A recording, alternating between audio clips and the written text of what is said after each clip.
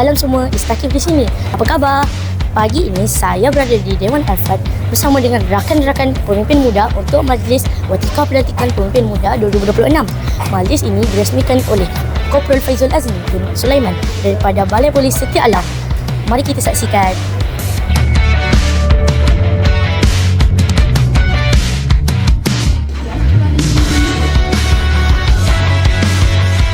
Assalamualaikum Zaki.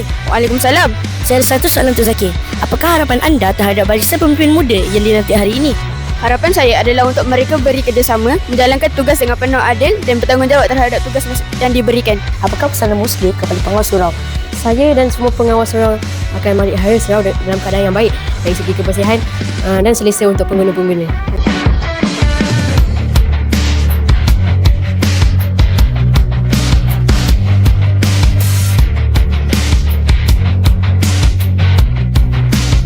Apakah tugas utama pemimpin rakan sebaya? Okey, untuk tugas utama bagi pemimpin rakan sebaya ialah membantu guru dalam membimbing rakan dan juga menjadi contoh kepada murid yang lain. Apakah pesanan Nisa kepada rakan-rakan pemimpin muda yang telah dilantik hari ini?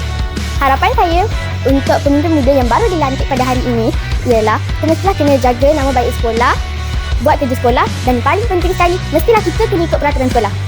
Apakah tugas utama pengawas skim pinjaman buku teks? Tugas utama kami ialah menjaga buku teks dan membetulkan buku teks yang rosak.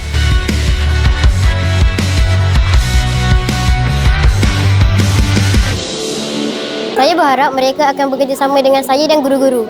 Saya berharap mereka semua dan juga saya menyelesaikan semua tugas yang cikgu telah berikan.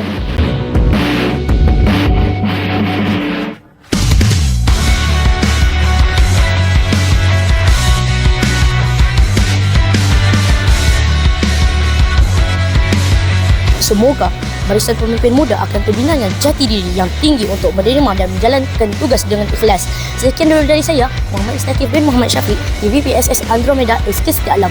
Cak nak hebat, SK hebat.